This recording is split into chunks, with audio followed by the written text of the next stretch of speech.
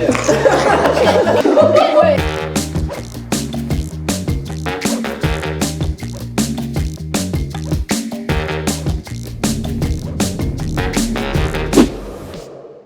yn deall beth sy'n rhoi ti off neu Cymraeg. I need to do the other one, biology and cemeg and instead, maybe even math. Because you want to be a vet? Ond ma' hwnna'n meddwl bod ti ffili wneud Cymraeg. Me too, but you still got another choice, still got another option to do something else. So if you enjoy Cymraeg, do Cymraeg. Don't think, don't think it's going to hold you back, because if anything, it's going to give you more opportunities.